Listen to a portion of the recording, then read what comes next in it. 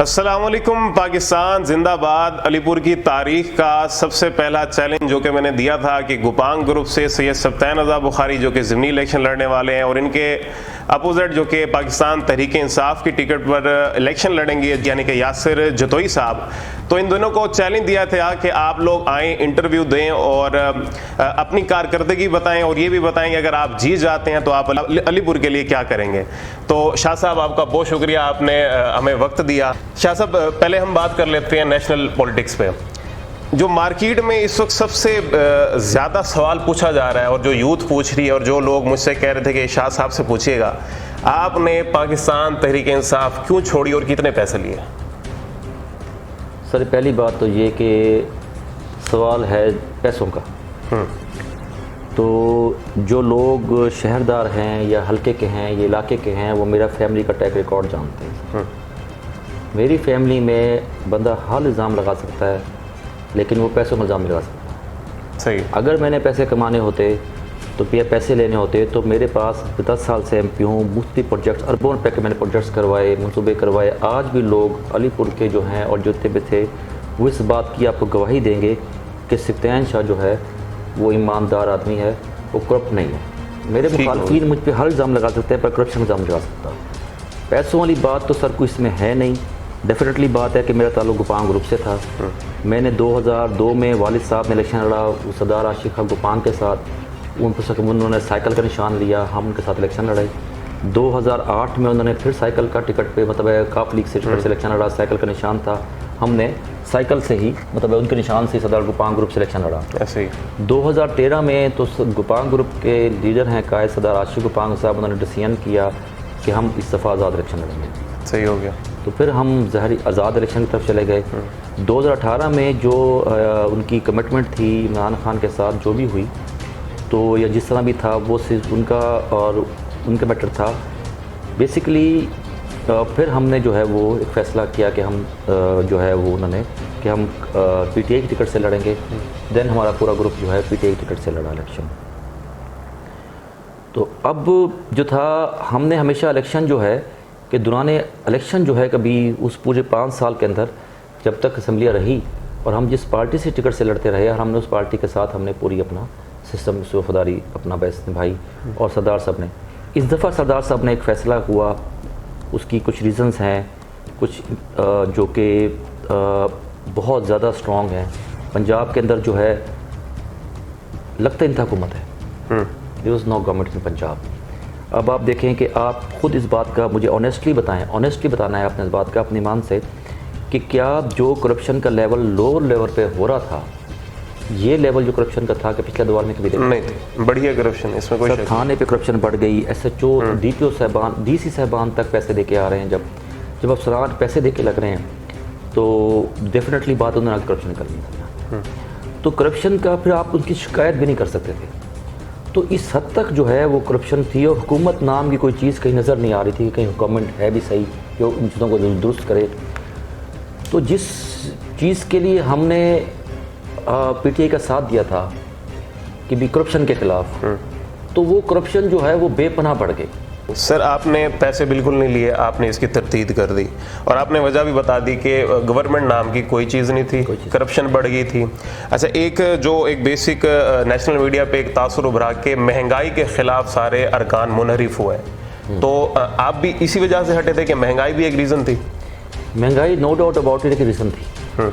इस सीज़न में जो सरदार आशिक आमिर खान ने फैसला किया है वो किया है महंगाई के ख़िलाफ़। अच्छा, कि महंगाई एक रीज़न थी, महंगाई भी इसमें एक रीज़न थी कि महंगाई जो है आज जो है वो तो उससे भी डबल हो चुकी है। अब तो उससे डबल नहीं हुई सर।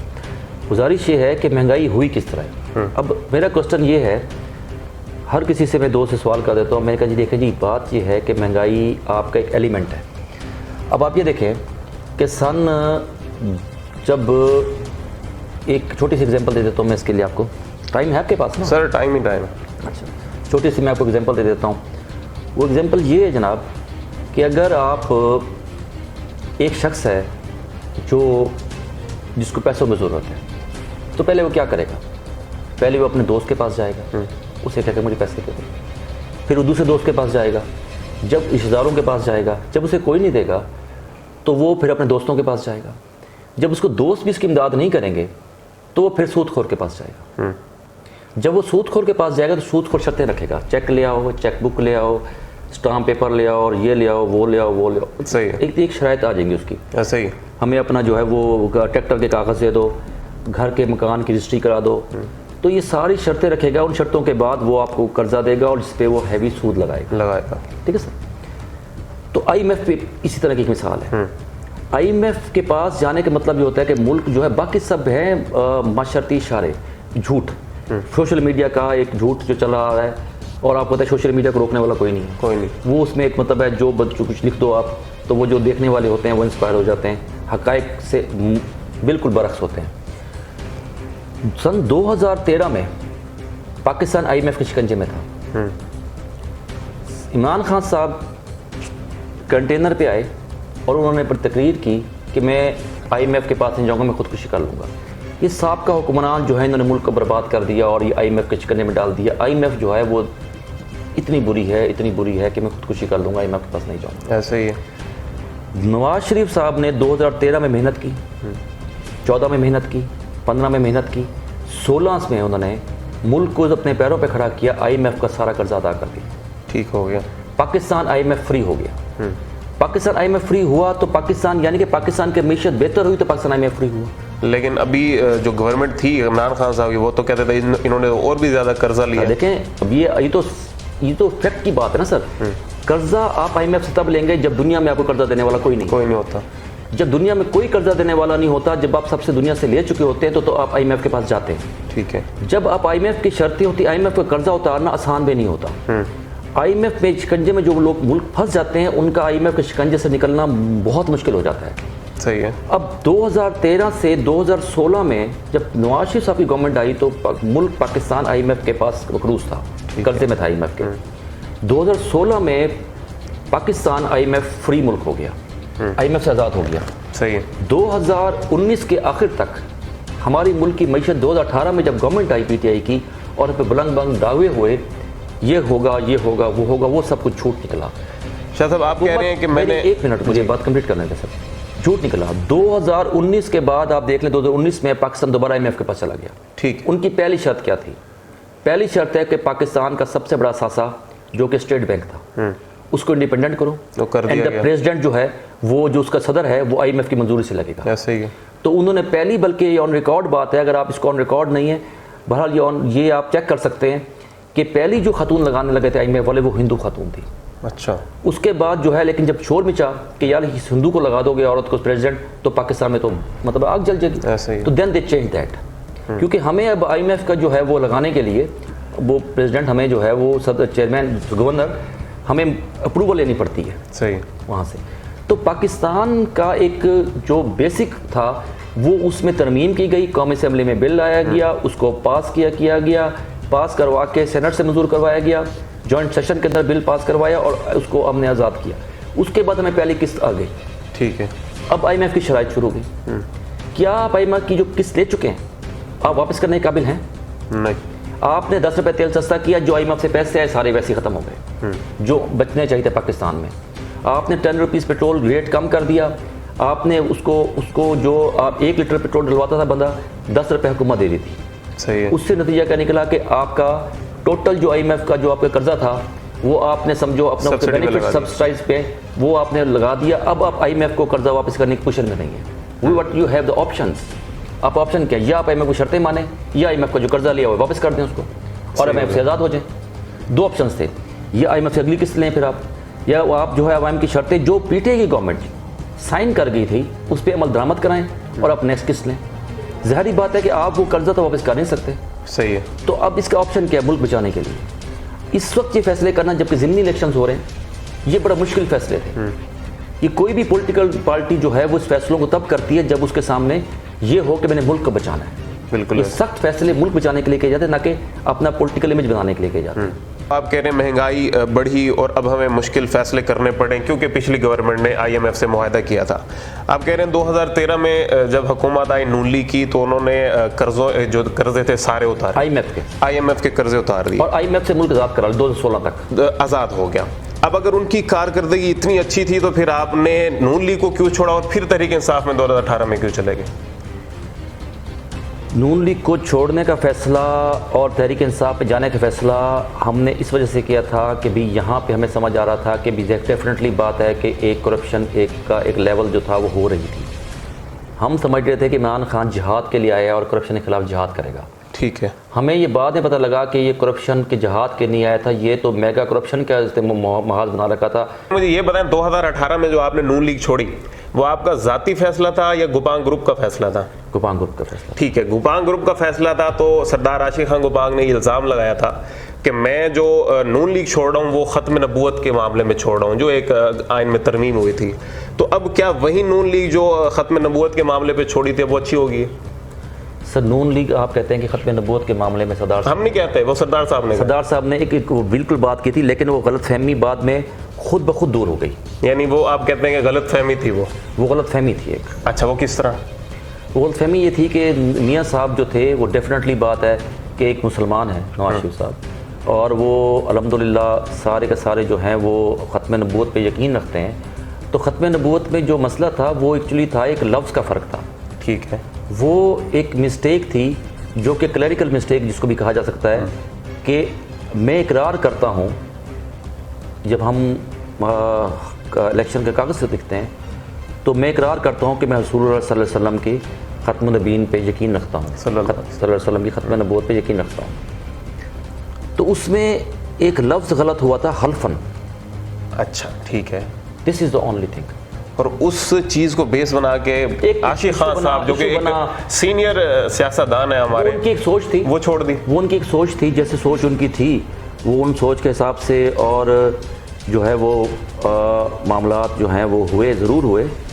अच्छा साहब, आपको ये नहीं लगता कि चले एक इलेक्शन में पार्टी छोड़ दी, दो में छोड़ दी, अब आप कह रहे हैं कि मैंने पहले काफ लीग से थे, साइकिल का निशान था, फिर आज़ाद आए, फिर नून लीग आए, फिर तहरीक इंसाफ आई, अब फिर नून लीग है, क्या हर इलेक्शन में पार्टी छोड़ना क्या ये मुनासिब है और नेक्स्ट भी क्या ऐसा ही चलेगा? या ये इसके रीज़न क्या है हर इलेक्शन में पार्टी को छोड़ देना?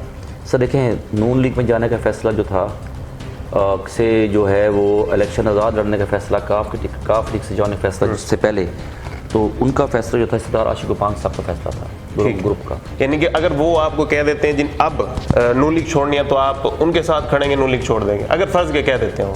नहीं, फ़र्ज़ करें क्यों कहेंगे, वो उन्होंने इरादा किया है कि भाई अब हम जो है हम टिक के नून लीग में खड़ेंगे, और चाहे जो भी हालात मुश्किल भी हैं या अच्छे भी हैं, तो हम जो है ना जी नून लीग, कुछ पिछली दफ़ा भी हमने नून लीग जिस मजबूरन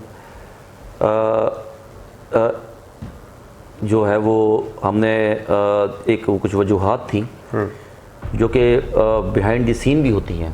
ठीक है। तो बिहाइंड द सीन कुछ वजूहात भी थी जिनकी वजह से जो है हमें जब नून लीग को छोड़ना पड़ा।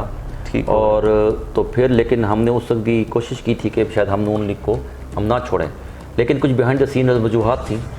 लेकिन अब इंशाल्लाह ताला हमने इरादा किया है कि इंशाल्लाह ताला नून लीग के अंदर ही रह के और सियासत करें। ये जो सोशल मीडिया पे सारी मुहिम चली है कि पार्टी चेंज करना और मुख्तलिफ अलकाबात दिए जाते हैं, उसका प्रेशर है या फिर ज़ाती ये फैसला है कि आप नहीं छोड़े पार्टी? ज़ाती फैसला है। एक्चुअली मैंने देखना होता है इलाके की तरक्की का, ठीक है, इलाके की खुशहाली का, ठीक हो गया, और मुल्क की भलाई का, ठीक हो गया। जिस चीज़ में मुझे जहाँ नज़र आता है मेरी सोच में कि इसमें मुल्क की, मेरे इलाके की तरक्की है, खुशहाली है, मेरे मुल्क की भलाई है, तो मैं वो फैसला। यानी कि आप नेशनल लेवल पे नहीं देखते, आप देखते हैं मेरा इलाका ठीक हो रहा था, मैं वो मूव। नेशनल लेवल पे भी चीज़ें हमें नज़र आ रही होती हैं कुछ ना कुछ, तो उसको भी हम ज़रूर मद्देनज़र रखते हैं फैसलों में।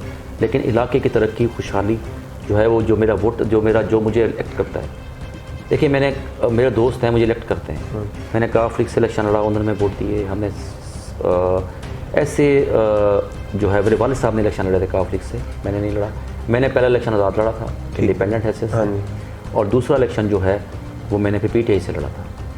यानी आप कहना चाहते हैं कि चाहे मैं नून लीग में चला जाऊं, चाहे PTI में, चाहे जिस पार्टी में, मेरा जो वोटर है वो मेरे साथ है, उनको पता है, और उसके बावजूद भी वो वोट देते हैं, तो मतलब वो उस जगह पे खुश है, राजी है, वो अपने इलाके की तरक्की और खुशहाली के लिए वोट देते हैं। ठीक है। और वो जिसकी वजह से हमें लोगों की खिदमत करने का मौका मिलता है। सर, आपको नहीं लगता कि आपकी इसमें ज़ाती राय क्या है कि आप गुपांग ग्रुप में रहते हुए आपकी शख्सियात पर कुछ असर पड़ता है, पॉजिटिव फेम कम होती है आपकी, कोई आप फील होता है ऐसा? नहीं, गुपांग ग्रुप के साथ खुश हैं? बिल्कुल। सरदार आमिर तलाल की कारकर्दगी पे खुश हैं? 100%। क्या प्रोजेक्ट दिया उन्होंने? ये प्रोजेक्ट आप ये सवाल सरदार आमिर खान से करेंगे तो वो आपको डिटेल में मैं एज अ ग्रुप मेंबर पूछ रहा हूँ। वो एज ए ग्रुप में छोड़ दें सर, आप ये सवाल सरदार आमिर खान से करें कि उन्होंने अलीपुर के लिए क्या क्या लेके आए हैं, ठीक और क्या क्या प्रोजेक्ट्स किए हैं अलीपुर के लिए। चले, मैं ये फिर उनसे पूछ लूँगा। अब आ जाते हैं प्रोजेक्ट्स पे। अब इसको हम ना गवर्नमेंट वाइज डिवाइड कर लेते हैं। अब मुझे बताएं कि 2013 से 18 जो कि नून लीग का दौर था, आपने एजुकेशन के हवाले से अलीपुर की जो एजुकेशन उसके लिए क्या काम किया? सर 2013 से 18 तक जो था वो एजुकेशन के हवाले से, जो आप इसको समझें कि मेरी जो इसमें मैं इतनी तवज्जो नहीं दे पाया सही मायनों में। आप इसका इकरार करते हैं? मैं इकरार करता हूँ 2013 से 18 तक मैंने फोकस क्या था, मेरा फोकस रहा कि मुख्तलिफ टारगेट में फोकस रहा। पहले मैंने फोकस किया हेल्थ को, ठीक है, और मैंने फोकस किया आपकी मवासलात सिस्टम को, ठीक है, हेल्थ सिस्टम को, और एग्रीकल्चर सिस्टम को। यानी कि 2013 से 18 तक एजुकेशन को आप कहते हैं कि मैंने इतना तवज्जो नहीं दी। एजुकेशन में मैंने लोअर लेवल पे काम किया है। मैंने कुछ स्कूलों को मिडिल से प्राइमरी से मिडिल करवाया। वो तो एक गवर्नमेंट का सेटअप है कि उनकी पॉलिसी थी। प्रायोरिटी हमारी होती है किसको देना है, और वो यानी कि आप उनको प्रेफर भी करते हैं, और फंड्स भी हम हमारे से निकल देते हैं। अच्छा, जब आप यानी कि एक फंड है मेरे पास, एक फंड मेरे पास ये है कि उससे मैं स्कूल की 4 दीवारी बना दूं। ठीक है, मैं कहता हूं कि मुझे 10 करोड़ 5 करोड़ 2 करोड़ आए एजुकेशन के अंदर। अब ये मेरी प्रेफरेंस होती है कि मैं कहता हूं यार नहीं, इसमें से कुछ पैसे एक्स्ट्रा देके इस स्कूल को प्राइमरी से मिडिल से जो है ना प्राइमरी कर दो। ठीक है, ठीक है जी।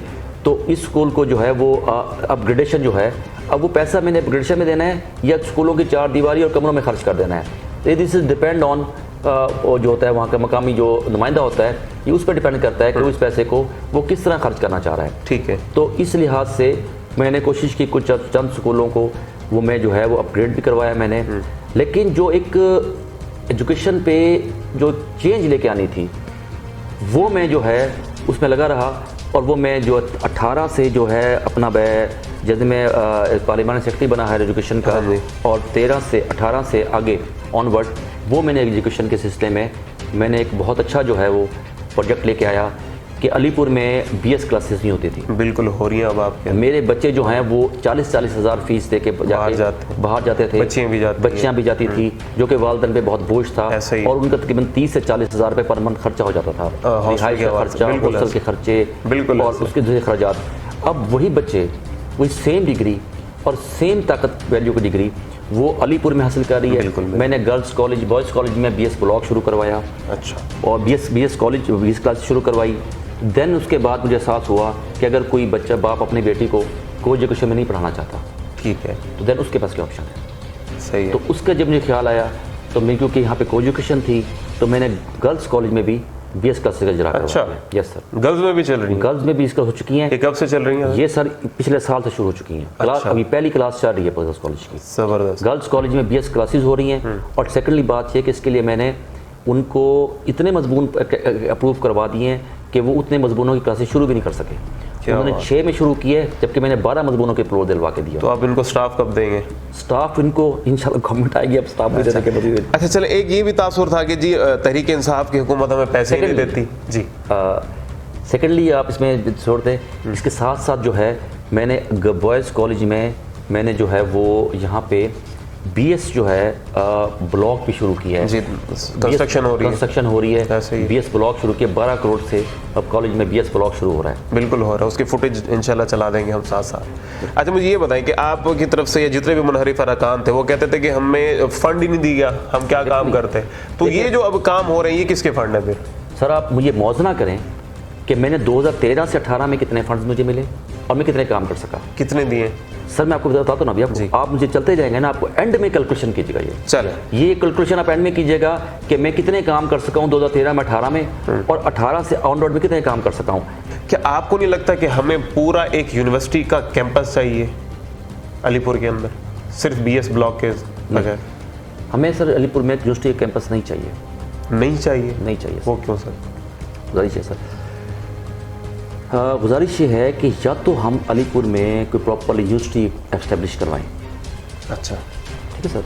अगर ये कैंपस कैसे बनेगा कि मैं इस बहादुर ज़िक्र यूनिवर्सिटी जो पोस्ट ग्रेजुएट कॉलेज है हमारा, इसको मैं डेरा गाजी खान यूनिवर्सिटी में तब्दील, कैंपस में तब्दील करा दूँ। ठीक है, ठीक है sir, this is an option.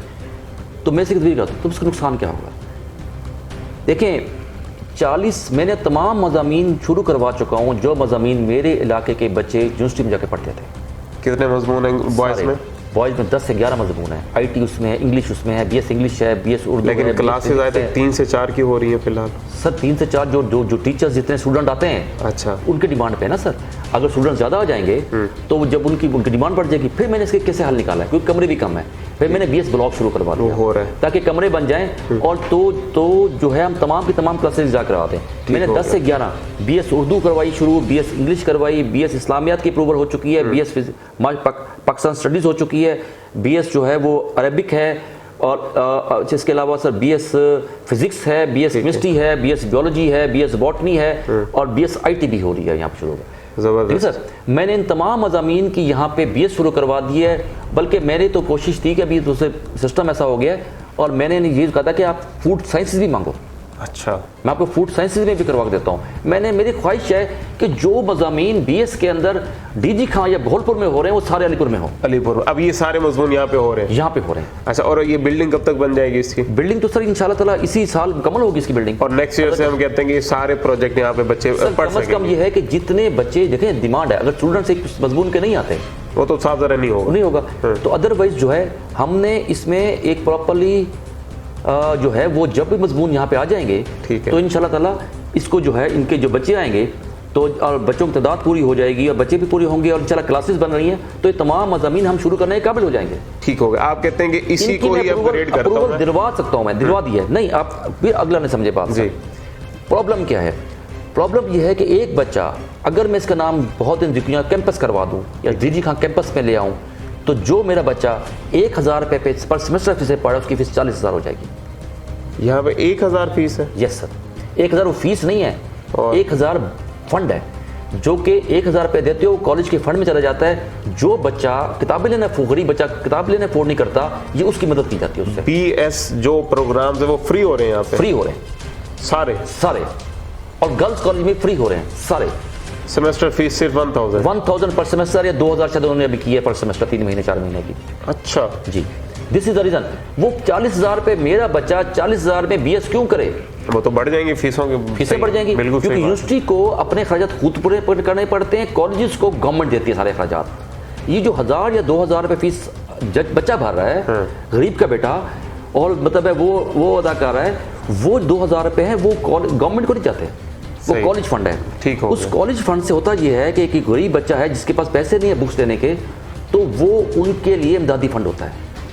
वो उनको जो है आप किताबें लेके दे सकते हैं। बाद ऐसे भी लोग आ जाते हैं जिनके पास प्रॉपरली जूते या वर्दी के पैसे नहीं होते, बिल्कुल ऐसे, तो उनको जूते और कपड़ों के पैसे दे दिए जाते हैं। तो ये बच्चों की और उससे कुछ पैसे जो होते हैं लोग अगर कोई छोटा मोटा काम कोई बच्चों की सहूलत के लिए कोई प्रॉब्लम आ गई है तो वो प्रिंसिपल से बात करा लेते हैं। ये कॉलेज फंड है, इमदादी फंड है, कॉलेज फंड है, इससे गवर्नमेंट से कोई लेना देना नहीं होता।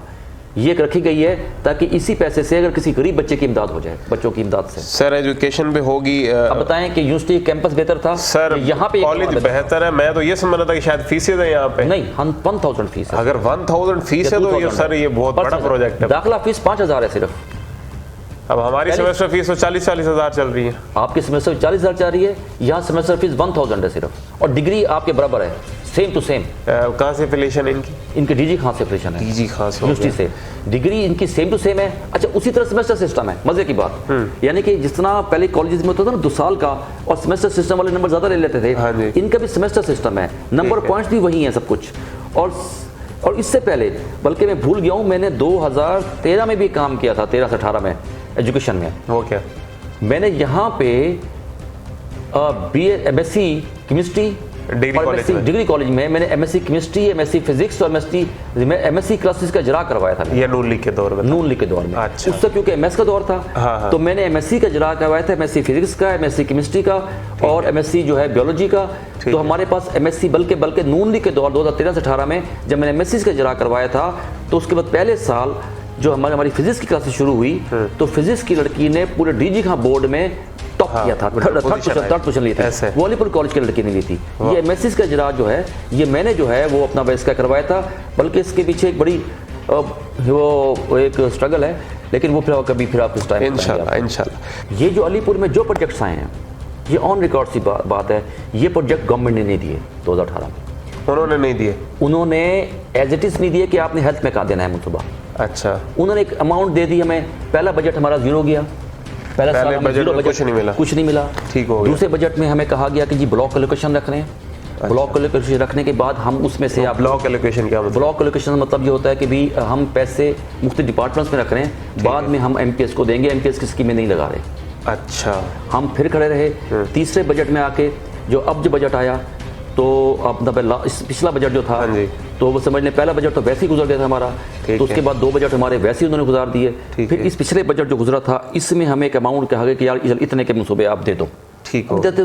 वाज माई प्रायोरिटी कि मैंने क्या देना है, मैंने क्या करना है। तो इसमें मैंने सोचना था कि मैंने क्या करना है काम और क्या काम नहीं करना। तो मैंने क्या किया, मैं पिछले एक अरसे से लगा हुआ था कि पहले असल में आपका क्वेश्चन का सीक्वेंस थोड़ा सा वो पनिश हो गया है। अगर आप मुझसे पूछते कि 13 में क्या काम किए और 18 में काम किए हैं तो देन मैं आपको पर डिटेल में बता देता, आप एंड में कैलकुलेशन करते आप। ऐसे ही कर लेते हैं। सवाल जो किया है इससे जो ना वो अब सवाल से सवाल निकल आता है, फिर वो चीज़ रह जाती है। चलें इसको बताता हूँ मैं आपको, इसी का मैं जवाब दे देता हूँ आपको। वो इस तरह है सर कि मैंने 2013 में, जब मैं 1983 में जो अलीपुर में एक THQ अस्पताल बना, सही है। वो C कैटेगरी का अस्पताल था, C कैटेगरी का हॉस्पिटल था वो। ठीक है। और वो 40 बेड का हॉस्पिटल था, उसमें 4 बेड की इमरजेंसी थी। अच्छा, जब मैंने हॉस्पिटल जाता था मैं, तो यकीन करें कि मुझे शर्म आ जाती थी। सही है। और उसकी वजह क्या थी सर, डॉक्टर्स के पास बैठने की जगह नहीं थी। डॉक्टर्स या इमरजेंसी में बैठ के चेक कर रहे होते थे या कहीं कोने खुदरे में, और उनके गिर्द जो है वो झुमकुटा लगा होता था। ऐसा ही है। कोई जवान आदमी, कोई बाप अपनी बीवी को, कोई जवान बेटी को बेगैरत बन के जाता था और जाके वहाँ पे उसको चेक करवाता था, क्योंकि उसके पीछे लोगों की कतार लगी होती थी। सही है। लेकिन 40 साल के अरसे में किसी को ख्याल नहीं आया कि यार एक अस्पताल बन गया, इसको अपग्रेड भी कराना चाहिए कि नहीं चाहिए। सही है। फिर उसके बाद क्या हुआ सर, इमरजेंसी 4 बेड की थी, और जब मैं इमरजेंसी में गया तो जाके मैंने क्या देखा कि औरत जो है बच्चे को गोद में लेके बैठी है, स्टूल पे बैठी है, नीचे बैठी है, ज़मीन पे बैठी हुई है। औरतें पट्टे पे सो रही हैं, ऐसे ही। और लोग वहाँ पे घूमते फिर रहे हैं। बिल्कुल। और एक जवान बच्ची जो है अपने छोटे से बच्चे को लेके ज़मीन में बैठी हुई है, और उसके साथ फट्टे पे जो एक फट्टा था वहाँ पे एक सारे हॉल आप देखा होगा, तो उसमें जो है वो एक आदमी सोया पड़ा है, उसको ड्रिप लगी हुई है नीचे, आदमी को नीचे से बच्ची को जवान लड़की को ड्रिप लगी हुई है, और वो क्या करें। ये आप किस टेन्योर या किस सन की बात कर रहे हैं? मैं 2013 की बात कर रहा हूँ। ये यानी कि 2013 ठीक हो गया। 2013 जब मैंने इसकी फौरी तौर पे इसकी मैंने अप्रूवल करवाई, समझिए भाई, नून लिख के दौर में। नून लिख के दौर में, ठीक है। मैंने समरी मूव करवाई, बल्कि मैसेज की बात यह है कि समरी जो मूव हुई तो बहरहाल छोड़ दें उस बात को, तो बहरहाल मैंने इसके लिए प्रोजेक्ट मंजूर करवाया और बड़ी कोशिश से मंजूर करवाया, और इसके लिए मैंने फंडिंग करवाई। इसके upgradation of THQ Alipur, THQ Alipur का अपग्रेडेशन नून लिख के दौर में हुई। ठीक है। उसके बाद मैंने अलीपुर के मैं इमरजेंसी में गया। ठीक है। मैंने वहाँ से तस्वीरें खींची, आप खुद जाके वहाँ गए? खुद गया, और मैंने साथ एक दोस्त को साथ लेके गया, उससे कहा मैंने पिक्चर्स खींच कि लोग ज़मीन पे लेटे हुए। अच्छा। और उनको ड्रिप लगी हुई है, और जो है वो बच्चियां जो है ना वो ज़मीन में गोद में लेके बैठे हुए हैं, उनको ड्रिप लगी हुई है, और लोग फट्टों पे लेटे हुए हैं, बिस्तरों पे नहीं है, और उनको ड्रिपें लगी हुई है। ठीक है। तो मैंने इसकी पिक्चर खींची। ये पिक्चर्स लेके मैं सेक्रेटरी हेल्थ के पास गया। ये बड़ी इंटरेस्टिंग स्टोरी है। मैं सेक्रेटरी हेल्थ के पास गया, मैंने उसके सामने पिक्चर्स रखी। मैंने कहा 100 किलोमीटर मुजफ्फरगढ़ का उसका रास्ता पड़ता है। ऐसा ही है। 100 किलोमीटर में बहौल पड़ता है जी। ऐसे ही है। और हम दरिया के, अगर मैंने कहा अगर आप दरिया के बेल्ट से उठाएं तो हमारा फासला 130-40 किलोमीटर हो जाता है। मैंने कहा जी, मैंने कहा बताएं कि ये हालात है हमारे हॉस्पिटल के, हम लोग पाकिस्तान के रहने वाले नहीं हैं। अच्छा, सही है। उसने कहा शाह साहब आपने, मैंने कहा जी वो गलती हो गई है, इसका हल निकालें। देन उन्होंने कहा कि उसको अपना एडिशनल सेक्रेटरी को बुलवाया, एडिशनल सेक्रेटरी जो टेक्निकल होते हैं उन्हें बुलवाया कि देखें शाह साहब की मौक़िफ़ बिल्कुल ठीक है। ठीक है। इन्होंने बात अपनी बहुत अच्छे तरीके से कन्वे कर दी है, इसका हल निकालो। उन्होंने कहा कि भी आप इसको लफ्ज़ आपका शाह साहब लकी ये है कि आपने जो लफ्ज़ लिखा हुआ है अपग्रेडेशन, वो लफ्ज़ लिखा हुआ है अपग्रेडेशन का। ठीक है। अपग्रेडेशन में हमारे पास गुंजाइश होती है 16 करोड़ तक। ठीक हो गया। आप इसको रिवाइज़ करा लें। अच्छा। मैंने कहा जी बात ये कि मेरा एमएस जो है ना वो कानूनी बंदा है, वो बहुत ज़्यादा कानून को फॉलो करता है, उससे मेरी बात नहीं माननी, और मेरे बुजुर्ग हैं, मैं उनसे कुछ ज़्यादा हुज्जत भी नहीं कर सकता, अच्छा, लड़ भी नहीं सकता। आप मेहरबानी करें अपने सरकारी यहाँ से नंबर से फ़ोन करके कहें कि मैं एडिशनल सेक्रेटरी टेक्निकल बात कर रहा हूँ, आप इसको जो है वो 16 करोड़ पे तक हमें भेजो बना के, रिवाइज करते हैं। अच्छा। मैंने कहा मैंने उन्हें कहना नहीं मानना, मेरे बुजुर्ग हैं और मैं उनसे बहस भी नहीं कर सकता। तो उस वक्त एडिशनल सेक्रेटरी साहब ने कहा ठीक है सर। उन्होंने नंबर मिलाया, उन्होंने कहा कि एमपी साहब आए हैं, आपकी समरी हमारे पास आई हुई है, इसको 16 करोड़ तक बना के भेजें उसको, और हम इसको रिवाइज कर देते हैं। तो देन अलीपुर में कार्डियोलॉजी वार्ड बना, जिसकी बिल्डिंग खड़ी है आज, इसकी लेकिन स्टाफ नहीं है। स्टाफ नहीं है, स्टाफ के सैनिक गवर्नमेंट ने मंजूर करनी है, फिर फाइनेंस डिपार्टमेंट में गई हुई है, जैसे फाइनेंस डिपार्टमेंट मंजूर की स्टाफ यहाँ पे अप्रूव हो जाएगा और स्टाफ आना शुरू हो जाएगा। ठीक। अच्छा, फिर इसके बाद हमने इसका एक और वार्ड बनाया। हमने देखे हॉस्पिटल में कितनी गुंजाइश है, हम अस्पताल में कितनी गुंजाइश है, क्या कुछ कर सकते हैं। ठीक है। तो मैंने कहा सब कुछ करो। फिर हमने जनाब यहाँ पे मैंने कहा जी बैठ के मैं डिस्कस किया, मैंने कहा एक नया वार्ड बनाया आप, और फिर मैंने कहा इमरजेंसी 4 बेड की है उसे 20 बेड पे एक्सटेंड करें। ठीक है जी। और उसके साथ साथ जो है मैंने कहा ये कार्डियोलॉजी वार्ड दे। मैंने कहा जी लोग आते हैं चेक करवाने के लिए, लोगों को उनके लिए बैठने की जगह कोई नहीं है, चेक करने की जगह कोई नहीं। 5 उसका स्पेशलिस्ट ब्लॉक बनवाया।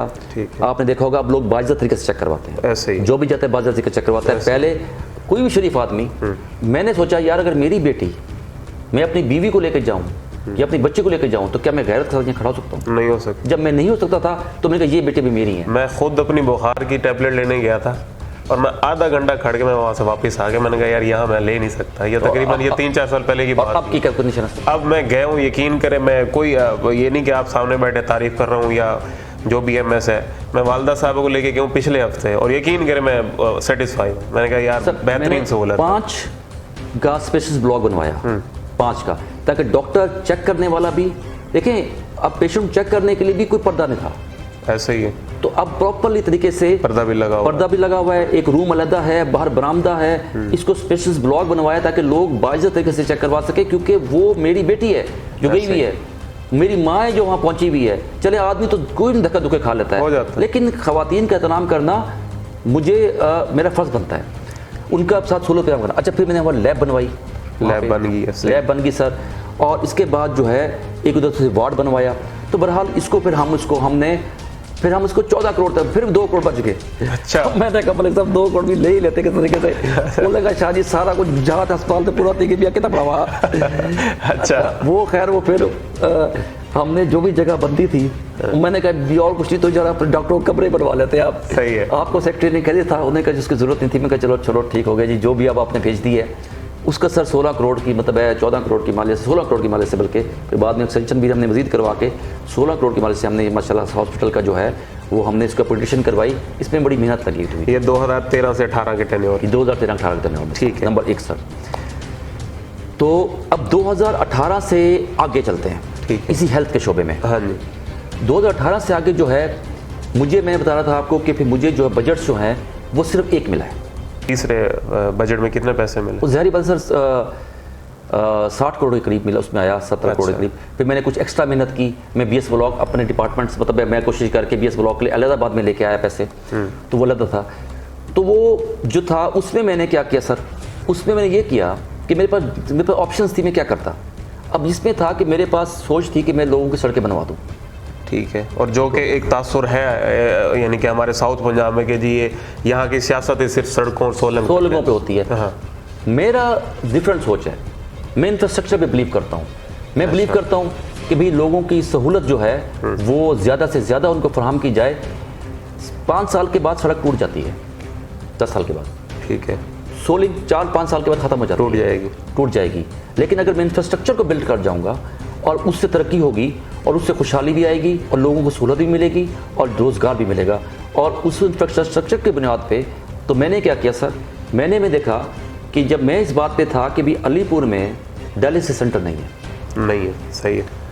यहाँ के लोगों को एक मुझे बताएं कि किडनी का एक पेशेंट है, उसके लिए कम से कम 5 से 6 हज़ार रुपये हर हफ्ते में 2 दफ़ा ढूंढे, 10 से 12 हज़ार रुपये उसके पास हफ्ते के हों मिनिमम, तो वो टैक्सी करा के अपने किसी बुजुर्ग को, अपने किसी भाई को, किसी जवान को साथ लेकर जाए, 2 घंटे का 3 घंटे का ट्रैवल करे, 3-4 घंटे वहाँ पे इंतज़ार करे, उसके बाद 4 घंटे का डायलिसिस कराए, उसके बाद वापस आए और उसने हफ्ते में 2 दफ़ा जाना है। ये रूटीन, वो तो सारा खानदान इसी में बिजी। तो मैंने कहा यार ये बड़ी अजियत है, अलीपुर में डायलिसिस सेंटर होना चाहिए। मैंने डायलिसिस सेंटर स्टार्ट करा दिया ज़बरदस्त। 8 करोड़ की उससे हिमालय से। ठीक है। और वो डायलिसिस सेंटर 8 करोड़ से कहते हैं, क्योंकि मैंने 1 साल पहले फिर कोशिश की थी इसकी, मैंने स्कीमें बनाने की पिछले बजट में भी। मैं कोशिश करता रहा हूँ कि मैं डायलिसिस सेंटर मुझे मिल जाए, लेकिन उस वक्त बना था 7 करोड़ उसका एस्टिमेट। तो फिर मैंने बजाय एस्टिमेट बनवाने के मैंने लमसम्स 8 करोड़ रखवा दी, क्योंकि 1 करोड़ मेरे का मालियत बढ़ गई होगी, उससे बल्कि फ़ायदा हो गया है। क्योंकि हम अब जब बिल्डिंग बना रहे हैं तो हम उस बिल्डिंग को नीचे से हम उसको इस तरह बना रहे हैं कि वो जो बिल्डिंग है उसकी बुनियादों को हम इतना मजबूत कर रहे हैं कि उसके ऊपर डबल बिल्डिंग बन जाए, डबल बन जाए, सही उस पर आसानी से बन जाए उसके ऊपर, ताकि उसको हम ऊपर से ले जाए, एक्सटेंशन हो जाए, एक्सटेंशन आराम से इजीली उसकी एक्सटेंशन पॉसिबल है। अभी 20 बेड का बन रहा है तो हम इसके नीचे दफ्तर भी बन रहे हैं, लेकिन ऊपर जो बनाएंगे हम, ऊपर जो डबल स्टोरी जब भी बनेगी तो वो आपके 30 बेड वहाँ पर एडजस्ट हो सकते हैं, ठीक हो, से ज़्यादा एडजस्ट हो सकते हैं, क्योंकि ऊपर दफातर नहीं होंगे, ऊपर सिर्फ बेड्स होंगे ऊपर सिर्फ। वो इसको हमने नीचे से जो है उसको हम उसकी बुनियाद मैंने कैसे रखो ताकि इसके ऊपर भी आप बिल्डिंग दूसरी बना दें। सही हो गया। तो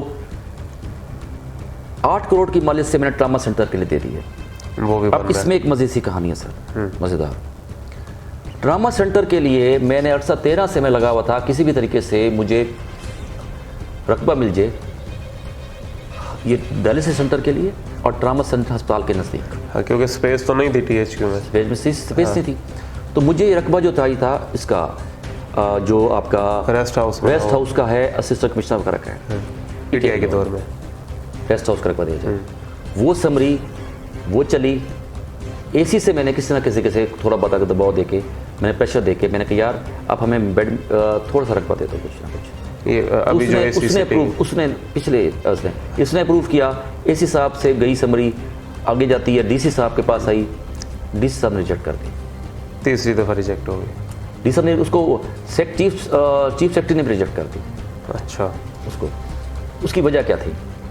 अब आप ये सवाल करें। यानी एक MPA भी ब्यूरोक्रेसी के सामने मजबूर है? नहीं, बेबस था। इस वजह से वो ये कहते थे कि ये रकबा जो है ये ब्रिटिश दौर से चला आ रहा है हमारे पास विरासत में। ठीक है। हाल सेक्रेटरी जो होता है वो पहले AC बनता है तो सेक्रेटरी बनता है, तो वो ये रकबा ट्रांसफ़र करते आ रहे हैं। बड़ी ज़बरदस्त एक आपको मैं बात कर रहा हूँ और बड़ी ये फैक्चुअल बात कर रहा हूँ। अच्छा, तो मैं किसी से करता भी नहीं, बस आपसे दिल कर रहा है बातें कर देगा तो मैं ये बात तुम कर रहा हूँ, ये बड़ी डिफरेंट सी। तो वो कहते हैं कि रकबा जो है ये क्योंकि AC उससे आया है, ब्रिटिश दौर से ट्रांसफ़र होता आ रहा है। ये ब्रिटिश दौर में ये रकबा AC को अलॉट हुआ था और परमिट था। ठीक है। ये रकबा चलता आ रहा है। अब हमारे पास ये रकबा जो है तमाम ब्रिटिश सोचते हैं कि हमने अपने रकबे की हिफाजत करनी है, हमने अपना रकबा जो है, जब सेक्रेटरी हेल्थ होता है वो भी ब्यूरोक्रेट होता है, ठीक वो है, डॉक्टर नहीं होता, बिल्कुल ऐसे। ठीक है सर। तो जो DC होता है वो भी ब्यूरोक्रेट होता है, वो AC कहीं ना कहीं लगा हुआ होता है। ये सारे AC बन के जाते हैं और कहीं ना कहीं जाके सेक्रेटरीज बनते हैं, ऐसे ही। तो उस रकबे की जो DC हाउस का रकबे हैं, जो AC के रकबे हैं, ये उनकी हिफाजत करते हैं। ये वो देने के लिए तैयार ही नहीं है, ये देने के लिए तैयार नहीं होता सर।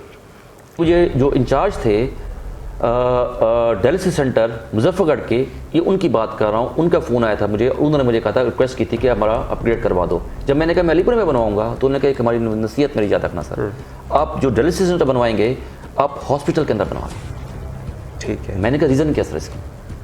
उन्होंने कहा डायलिसिस का पेशेंट होता है वो शुगर पेशेंट भी होता है, हाँ, वो हार्ट पेशेंट भी होता है, कपास उसका ब्लड प्रेशर पेशेंट भी होता है।